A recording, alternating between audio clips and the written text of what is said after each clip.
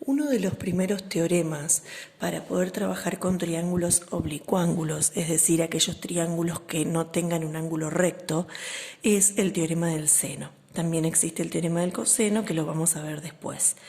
La relación que tiene el teorema del seno es siempre de los lados con el ángulo opuesto. Fíjense, por ejemplo, el lado AB, que sería este lado, dividido el seno del ángulo C, es decir, teniendo en cuenta este lado, el ángulo opuesto. La otra razón me relaciona AC, que sería este lado, con el seno del ángulo B, que es el ángulo opuesto a ese lado. Y lo mismo con BC, dividido el seno del ángulo opuesto. Obviamente que trabajamos con las tres relaciones, pero esta es la fórmula para poder resolver algún problema. Siempre trabajamos con una sola igualdad, no podemos trabajar con dos, ¿sí? Así que vamos a siempre relacionar dos lados con los senos de los ángulos opuestos, siempre teniendo en cuenta qué lados y qué ángulos tenemos como datos. Vamos a ver ejemplos para ver de qué estoy hablando. Ahí ustedes en el apunte tienen este triángulo que es oblicuángulo porque ninguno de sus tres ángulos es recto y tienen dos lados que averiguar. El primero, el lado AB. El lado AB sería este lado. Vamos a ponerle X, entonces nos va a resultar más fácil.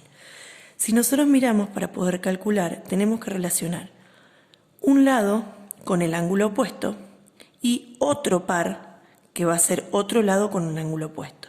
Es decir, hay cuatro datos de los cuales me tiene que faltar uno solo, que es el que quiero averiguar, ¿sí? Por lo cual, puedo empezar planteando el lado que quiero averiguar, que sería AB, sobre el seno de su ángulo opuesto, que el ángulo opuesto a X es 30 grados. Y ahora tengo que plantear otra razón donde los datos estén, porque yo ya tengo un dato que me falta. ¿Qué razón puedo usar? El lado de 37, que sería el lado AC, con su ángulo opuesto, que lo tengo. Es decir, puedo plantear que el lado AC sobre el seno de su ángulo opuesto, que es 140. Recuerden siempre, esta razón es lado sobre el seno del ángulo opuesto. Y tengo cuatro datos, de los cuales hay dos ángulos y dos lados. Uno solo de esos cuatro me puede faltar. Bueno, una vez que tengo planteada la razón, acá sería la proporción, puedo resolverlo. ¿Cómo resuelvo? Directamente la multiplicación de los extremos es igual a la multiplicación de los medios, así que puedo plantearlo que X por el seno de 140 es igual a 37 por el seno de 30. Y ahí, despejando, me quedaría que X es igual a 37 por el seno de 30 sobre el seno de 140, que me da como 28,78. Es decir, nuestro lado X mide 28,78. ¿Sí? Bueno, ahora también tienen ahí el ejemplo para calcular el lado BC. Para calcular el lado BC, ustedes tienen que de nuevo plantear dos razones donde se relacionen lado con ángulo opuesto, ¿sí? Fíjense que ahora ustedes tienen el mismo par que teníamos antes, el de 37 con su ángulo opuesto de 140, el de 28,78 con su ángulo opuesto de 30 y el que nosotros queremos calcular, que lo vamos a llamar Y, con su ángulo opuesto de 10. El par que van a usar sí o sí es el par del dato que me falta, que es Y sobre el seno del ángulo 10, y el otro par puedo usar cualquiera de los dos. Es decir, puedo usar 37 y 140 o 28,78 con 30. Yo les recomiendo siempre que si tienen el dato ya del ejercicio es más conveniente por las dudas que tenga algún error en el proceso. ¿Sí? Entonces voy a usar el par 37 sobre el seno de 140. ¿Sí? Y ahora el proceso es lo mismo, una vez que está planteado, multiplico extremos y medios y por el seno de 140 y 37 por el seno de 10. y ahora despejo ese lado y, 37 por el seno de 10 sobre el seno de 140. Y ahí obtengo el valor de i, que si ustedes lo calculan así les da 9,99, que sería aproximado, que es el simbolito que ustedes tienen en la fotocopia, que es 10. ¿Estamos? Bueno, en estos dos ejemplos lo que calculamos es un lado, pero puede pasar que lo que nos falte es un ángulo. Fíjense acá, les doy un ejemplo nuevo que no lo tiene en el apunte, pero vamos a ver qué se hace cuando lo que necesito averiguar es un ángulo.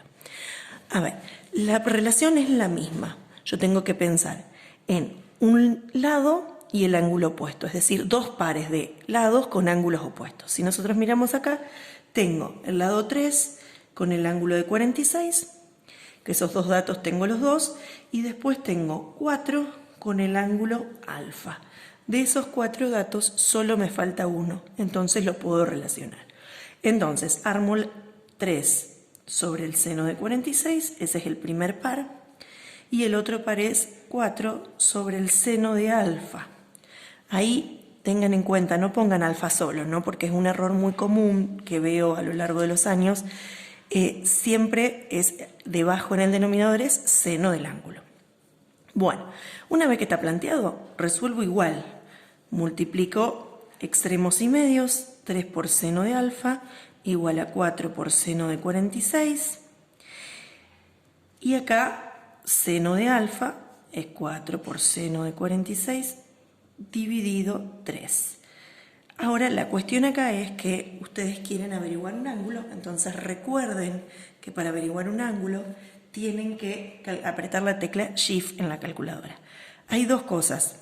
Pueden primero averiguar y resolver todo esto, que les da 0,959, y después averiguan alfa, apretando, recuerden cómo era, ¿no? Yo se los escribo acá abajo, tenían que apretar la tecla Shift, entonces les aparecía en la calculadora seno a la menos 1, y entre paréntesis van a escribir o todo esto o este resultado, cualquiera de las dos cosas. Y cuando apretan igual, tienen que recordar que tienen que transformarlo a ángulo, por eso van a apretar la tecla de grados, minutos y segundos. Esto les va a dar 73 grados, 33 minutos, 38 segundos. Ahí obtuvimos el valor de alfa. Fíjense que teniendo este ángulo, ahora ustedes hasta si quisieran pueden calcular el resto, porque teniendo este ángulo y sabiendo que la suma de los tres me da 180, podrían averiguar este y volviendo a aplicar el teorema del seno, podrían averiguar el lado que falta.